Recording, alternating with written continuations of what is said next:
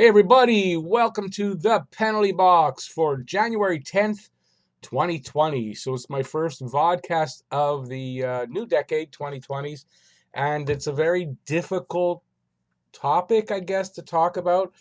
Um, Montreal Canadiens definitely, I say definitely, they more than likely, if you go by record, are not going to make the playoffs.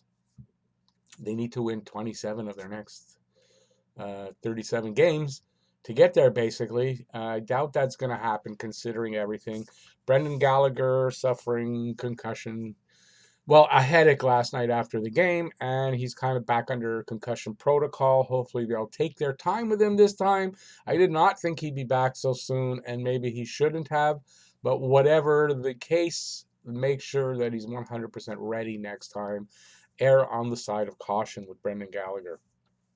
Okay, so with Galley out again, as we could tell from the game last night where Gallagher came back after missing 2 weeks, you could see the difference in the team having Brendan Gallagher in the lineup. Gallagher is basically the engine that runs this team. So he's going to be out again. We don't know how long. Sherratt is out. Word today that Armia and Drouin will not be back till after the All-Star break in February, and there's zero word on Paul Byron. So that means that these injuries are still going to be quite long term, with Gallagher having the question mark, and for Sherratt, I don't even know what's wrong with him. It's just LBI, lower body injury. So I don't really know here.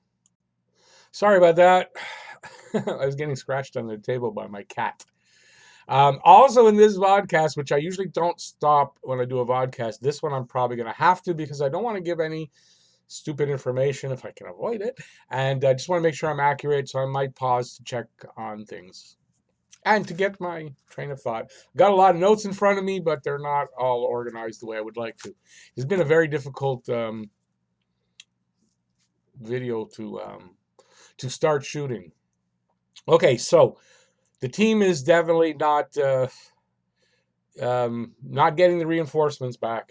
That's for sure. Everybody's calling for everybody. A lot of people are calling for them to tank. And if you're going to tank, this is the opportunity now, considering that it's almost an impossibility to reach the playoffs. And to do that, you need your injured players back, and they're not coming back anytime soon. So that's not going to be a help. So the question is, what do you call a tank? The trading deadline's coming up. We've got kids on the farm that we need to have experience and to play and all this kind of stuff. So I would think this is the time to do that. Now, the big issue here I think for a lot of people is this time to trade Carey Price or not? Will they trade Carey Price or not? And does Carey Price want to be traded or not? Because he does have a no movement clause. So in effect, he could say no. I guess the same question for Shay Webber, but anyways, I'm going to hopefully answer those from my point of view in this video. Okay. First, I want to give a shout out to we've never met, but we follow each other on Twitter. I believe he subscribes to my channel. And when I was involved with the Habs guys, he's part of the Habs family and everything. So that's Blaine Potvin. He writes for the Hockey Writers, which is a really good site if you want to see some good hockey writing with good insight into the game. The Hockey Writers, check it out. So Blaine wrote about this particular topic about Carey Price, about whether it's time to trade him or not. He didn't come up with a definitive answer. I don't think that was the point of his article, but it was good food for thought about whether we should or not. I'll give you some points that I took from his article that I wanted to include here. One that's very important is that no team has won a cup with a goalie as their top paid player.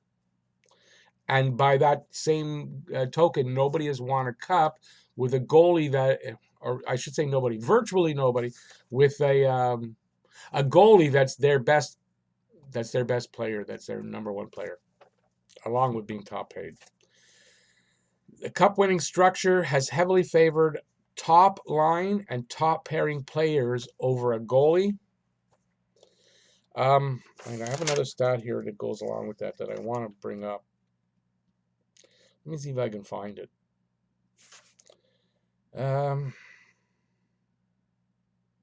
Well, franchise player shouldn't be your goalie, and the league is moving away from the way it's structured, the way it's moving with the rule changes and all that. There's a really good point I wanted to make. Hang on, I'm going to find it and then I'll pause. I don't want to bore you guys. Of course, as I paused, I find it right away. Couldn't find it when I was searching while the camera was on. Okay, so the rule changes since, say, the 90s, early 90s. You know when Mario Lemieux kind of retired the first time because he couldn't take all the holding and clutching and grabbing and all those things. Rule changes since then for all that hooking, holding, clutching, grabbing. Goalie's equipment is smaller. All that kind of stuff has made the position of goalie less dominant. So what that means is when you have a franchise player, your best player is your goalie. You have a goalie that's at some point in his career was considered the best goalie in the world even. The rule changes have allowed the player's skill to surpass what it was when all the clutching and grabbing going on. It makes it harder on the goalie. Goalies are less dominant overall. So if your goalie is your best player, it doesn't really work anymore. This is what the big problem is. This is what Montreal's problem is. In essence, this is what Montreal's problem is. All those rule changes started to take place pretty much around when Carey Price, if I'm correct, when he just after or just around when he joined the league. So, with that in mind, should we trade Carey Price? Is it time to trade Carey Price?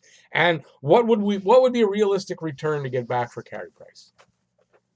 So I think a realistic return if you're going to trade Carey Price, first of all, it's not going to be to just any team because cap hit, number one, yeah, we can retain some salary, but how much do we want to retain? Still 6 years left on the contract. It has to be a team that is a cup contender because I don't think he would want to go anywhere that's not going to give him a chance to win, and he has a no movement clause. So he could invoke the no movement clause. You also, okay, so what would you get back for him? I would think you're going to need back a starting goalie, someone with not making a ton of money and not with nothing longer than 3 years in term. And when I say not a ton of money, I mean, somewhere around the $4 or $5 million. You don't want to go higher than that because you need to save some money. But you need a starting goalie because I don't see how you're going to expect, and is it even good for Caden Primo to come up here right now and take the reins, good or bad? I know, look, Carter Hart did it last year in Philadelphia, but is he having a great season? Jordan Binnington has done it, and he's continued to be doing it, but he's still platooning over there right now with Jake Allen. He's not playing the bulk of the games. Like Carey Price is playing the bulk, and I mean the bulk of the games. It's a big difference. So can Primo come in and do that? Or will Primo come in, split games with Lindgren, all that? And that might be fine. I don't think Primo's ready for that yet. So, in essence, we need a starting goalie to come back for at least with 1 year in term this rest of this year and next year, and to help us ease into the Caden Primo era. I would think you also need a veteran top 9 forward with a middling cap hit, so someone not making a ton of money, and also short term, so somewhere between 1 and 3 years, no longer. Because if the term is for both of these guys is too long, it's going to affect your cap structure going down the road in 3-4 years when KK, Suzuki, Ryan Poehling, even Cole Caulfield at that point, maybe Primo will be up for renewals and bigger contracts. Besides the fact that you've got Domi, Gallagher, I mean all these guys behind them, veterans that need to be re-signed. So you can't add too much. unless you're getting rid of some of those other guys. You can't add too much in cap hit. Because the idea, I think, of trading Carey Price, to me, if you're going to do that, if you're going to do it, because I'm not so sure that it's feasible, but if you're going to do that, you would like to keep his saved salary and bring back guys that don't make very much money. But you're going to need a starting goalie. I don't see how you get away without that.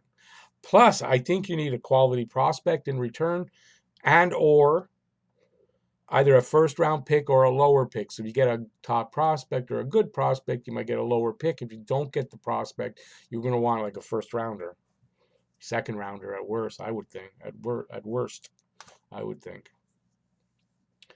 So that's what you could get. You can kind of expect for a return. I know people are expecting tons of prospects and picks, but whoa, buddy.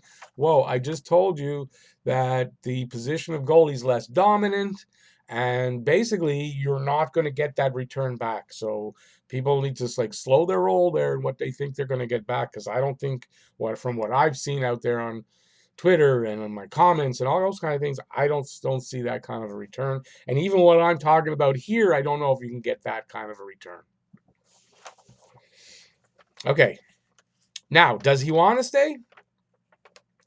And wait for the rebuild? Because look, here's the point too. I guess I haven't made this. You got at some point the Montreal Canadiens need to decide: are they in a rebuild or a reset? I think they're going to say a reset. I don't think they're going to say a rebuild. A reset is totally different. A reset doesn't mean you need to get rid of Price and all that, and you kind of temper it with kids coming in and having the veterans around so that the team is balanced and can still win. I know everybody wants number one pick. Everybody wants Lafreniere or any of the top 7 or 8 guys that are going to be in the draft, and I get that. But in order to do that, you got to totally tank this year, which might happen. I honestly, anyways, for this season, I don't see a repair that's going to get them out of the top 10 in picks for next year. I don't see how they can recover from this. Especially if Gallagher is out longer, I just don't see a recovery. So we can pretty much expect to have a pretty good pick this year, not having to trade away the farm to get it. So does he want to stay? Does the team want him to stay? And will he waive his no movement clause if the team wants to move him? I think he would. I think he would waive his no movement clause. I don't think he's that type of a guy that's going to want to hold the team up if the team doesn't want him. So I think with his pride and the kind of guy he is, he'd go. So I don't know if it's a question of does he want to stay, does he not want to stay. I think the team wants him to stay. And I think if they didn't, he would go. Let me see if I can. Now, one of the reasons you can move Price, I may be hodgepodge here. I'm going through it, but my notes are kind of all over the place. So I apologize for that. But one of the reasons you could move Price is because of Caden Primo. You have that piece that's here. It's not ready yet, but you can see that your replacement for Price is probably here. So you could move Price. Price has said he doesn't really want to mentor anybody. He would have to mentor Primo to a certain extent, and definitely has to mentor Lindgren as well. And he didn't want that, but I think he'll still do it.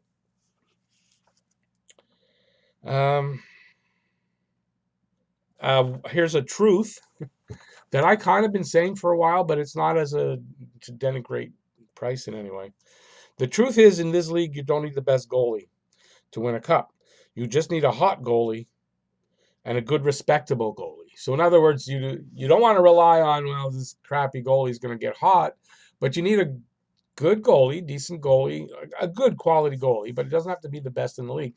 And you need him to get hot in the playoffs. Every team that wins a cup needs to have one or both goalies be hot.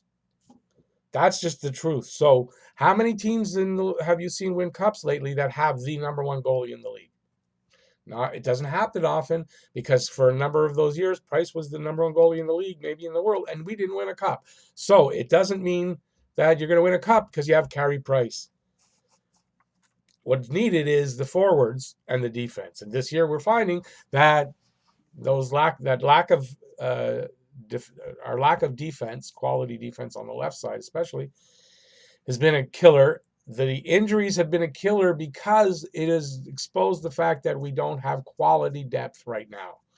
It is coming, but right now our depth is more in the form of the young kids, and the quality and the experience and all that stuff is not going to be there when you're breaking in kids to fill in for the depth, and this is what's happening. But give it 2-3 years, our depth is going to be much better. And that's the thing, it's 2-3 years. Do people have the patience to go 2-3 years till we're that solid contender? This is the thing. It's a waiting game. Okay, so what's my point of view? Hang on a second, guys. I'm gonna pause right for a second. Okay, so as it stands at this minute, with the team as it is, and with having a bit of a different mindset as I had in the off season, because look, let's face it, this is my first year in this channel. I'm a Habs fan. I've always been my whole life. As a Habs fan, strictly, not looking at the big picture like we don't usually do as Habs fans, honestly. It's a different outlook. You see the picture a little bit more rosy, and you think things are better than they are, and miracles can happen, and other teams will just drop a player in your lap, and it's not how it is. It's just not how it is. Just because we want to make a trade, doesn't mean it can be made. Since doing this for this long, I've had to learn to temper my expectations, to think about it a little more logically. And so this team, in my opinion, going back to this patience thing, will emerge as a winner and a cup contender if, of course, all things play out, the guys develop properly and come through the pipeline. They might not all come through the pipeline. As a matter of fact, they certainly won't all come through the pipeline and be a Hab. Number one, we don't have enough roster spots in the long run. And number two is some guys are going to fall to the wayside through injuries or reaching their ceiling. And some guys will go via trade and things like that. So this team, in my opinion, in 2-3 years, if we have the patience, in 2-3 years, this is going to be a really good team. Will they win a cup? That's never guaranteed. It's hard to call for. I do believe they will within the next 3 to 5. That's my opinion. Does it mean it's going to happen? Doesn't. So as long as we're patient, I think the winner is on the way. I think if we go all hilly-nilly and trade this guy and trade that guy and fire the coach and fire the GM, you only disrupt the plan that's been in place. And here's a fallacy. I'm going to bust a myth. I'll challenge anybody watching to find a clip of Marc Bergevin ever saying that this is a 5-year plan that's now gone on for 8 years or so. I believe the last time a GM of the Canadiens said those words was Bob Gainey. And I don't believe Marc Bergevin has ever said those words. So when we get down on him that this 5-year plan is now in the 8 years or whatever, that's not a case. It's not the case. His plan was to learn, to get better, to keep at least a competitive team until he could get into place. The structure, that's the pool structure, the prospect structure, to make a run at a good team, and then that takes years. Anybody thinking it's a quick fix? No. In the NFL, there is a quick fix because of the way they're set up. Maybe in baseball, there's a couple of sports where you can quickly fix, boom, and go from 1 year almost to the next, be a bottom team and be a top team. It doesn't happen in the NHL. It doesn't. You don't go from the bottom to the top in the next season unless you've been preparing for many years, and that's when it clicks and you get up there and your team starts to go because the talent comes in and all that happens. Guys reach their primes and they start to, they reach their peaks. Okay. So why are we rushing to be winners right now and possibly hurt that future structure? You know, so when you say trade Tatar and Petrie, which most people want to see, I don't want to see that. Why? Because next season and the season after, these young kids that we expect to have experience and to learn will learn a lot faster when they've got veterans around them that can help them learn faster. If they have to strictly learn by their play on the ice and their mistakes and strictly from the coaching staff, it's going to take longer. And that's not something I know for a fact, and I've got numbers to prove that. That's from experience of watching hockey.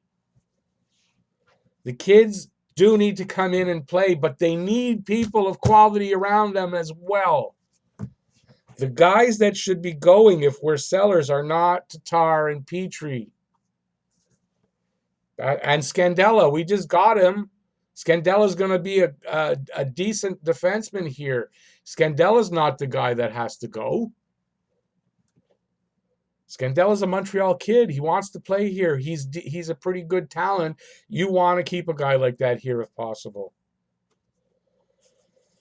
Okay. So I guess the question becomes also, are we sellers or are we buyers? Buyers, I don't think we are. I don't see how this team can be a buyer team because let's face it, we're not going to make the playoffs. And even by chance, if by chance something happens and we do, even though anything can happen in the playoffs, there's little chance that that's going to be the case. But we're unlikely to make the playoffs. Yeah, we're not mathematically eliminated, and I'm still going to be going for them every game and all that. But if you look at it realistically, our chances to make the playoffs are razor thin. So are we sellers? And I guess to some extent we have to be, because if we don't try to sell off some of the pieces that aren't going to help us going forward, there won't be room to bring it, right? So who do we get rid of? I mean, who are we selling? I think we're sellers. I do, but it depends on who we're selling. So I went over the roster to look to see who I would think should go. And it might not be the guys you think, because a lot of people think it should be Tatar and Petrie, and I disagree. First of all, they're signed. Okay, Petrie's getting a little older. I get that, but Tatar's still a young guy. He's under 30 or right there, and he's signed for the next few years, and he's producing here, and I don't see why. Everyone's saying, well, the Golden Knights gave up first, second, and third to get him. And yeah, well, they overpaid then. So if they overpaid then 2 years ago, is he worth that still? Even though, look at the numbers, I get it. You can say all that. Is he still going to fetch you a first, second, and third? I think you're dreaming. The only way to prove it is if they trade him and they get that, but I don't see how. And then another point of that is, if Montreal is selling Tatar, it's almost out of a desperation, sort of, right? They're going to get taken advantage of. No one's going to offer the most. I don't see it. Call me stupid, call me even a boomer, which I hate, but call me that. I still don't see it. So which players do I think needs to go? And I think it's going to be your more fringe players, and that's Thompson, Wheel, right?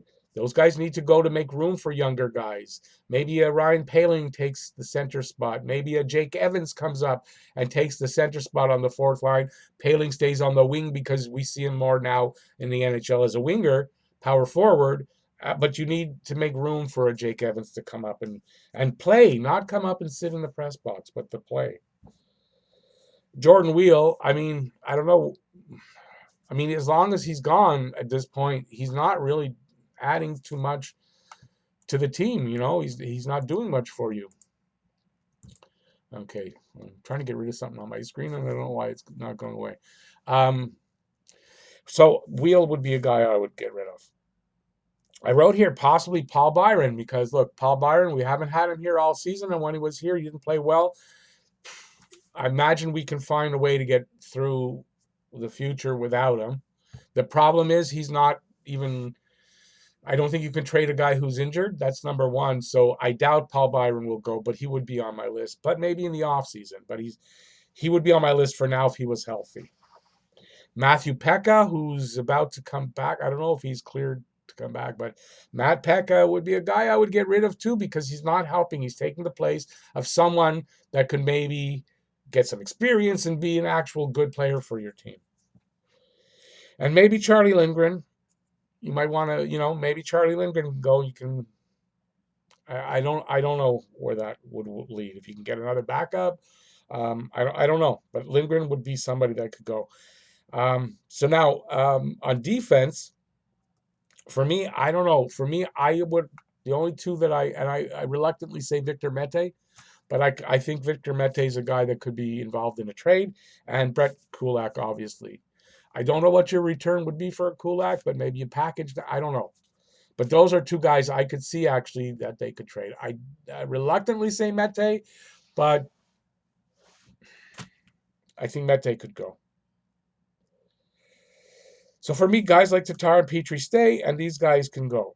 And that makes a little room on your roster to bring in some guys from the farm and get them some playing time without totally blowing everything up. You can still be competitive.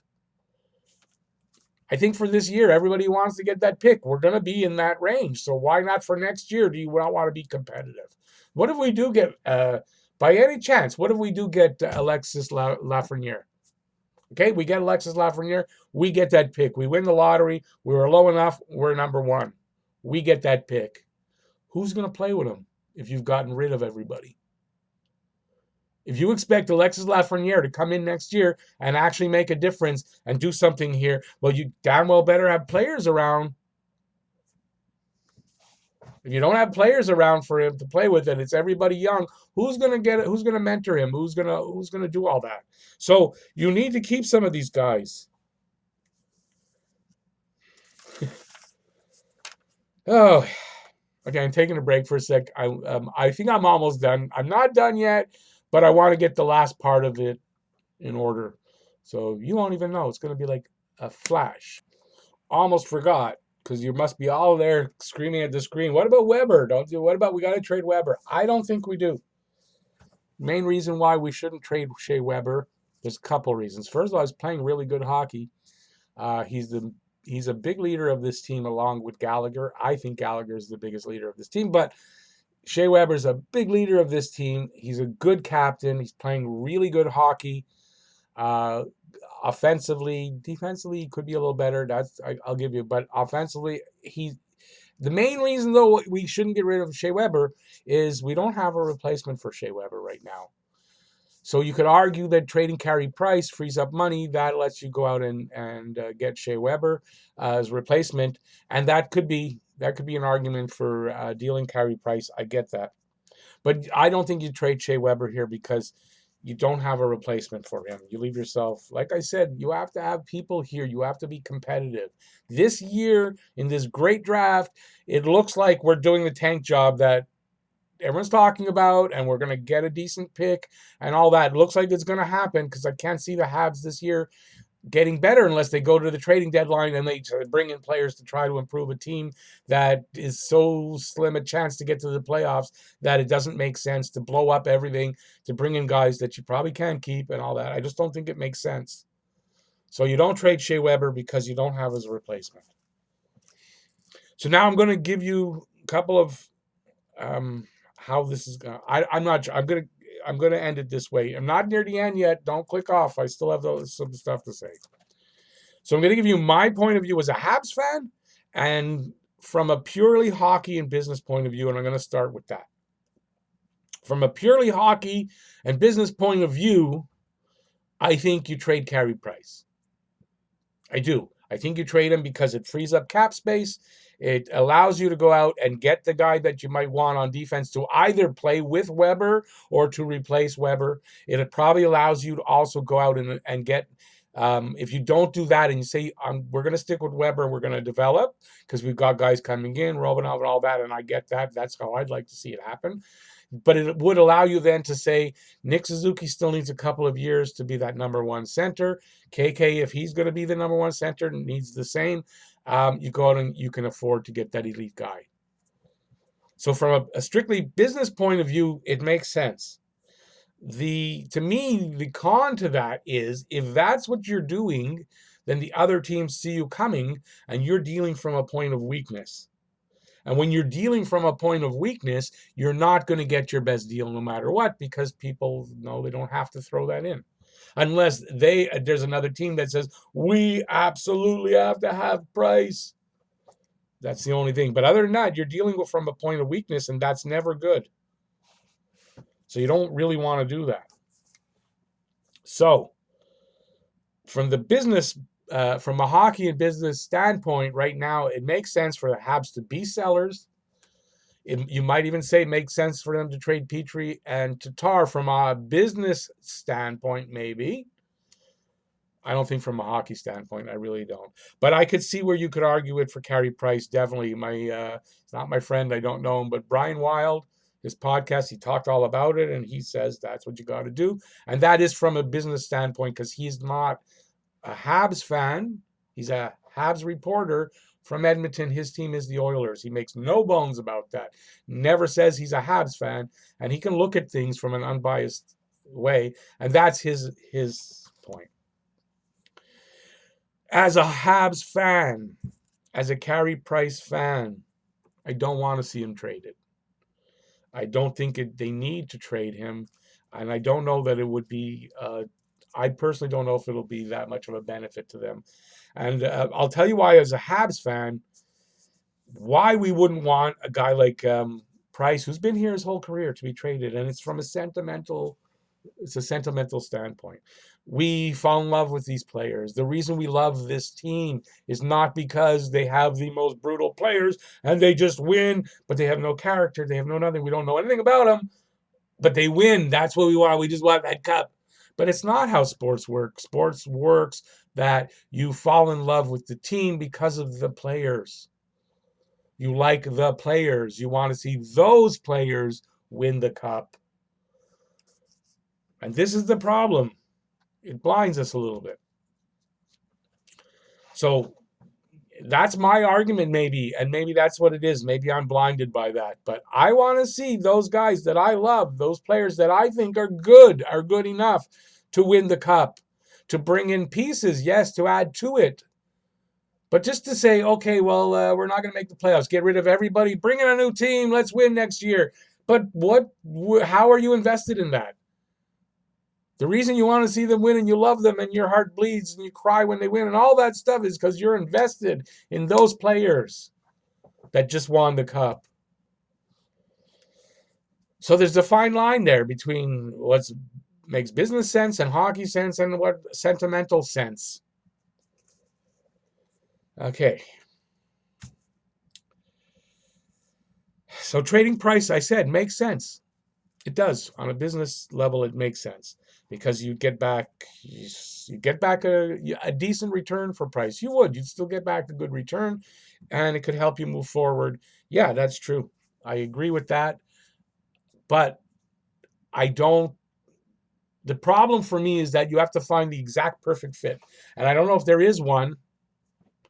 And quite frankly, if there is a really perfect fit and everything works out, I'm going to be okay with it because it makes sense business-wise. I'm going to be sad sentimentally because it's Carey Price and I wanted to see Carey Price win here. I love Carey Price. I think the guy's great.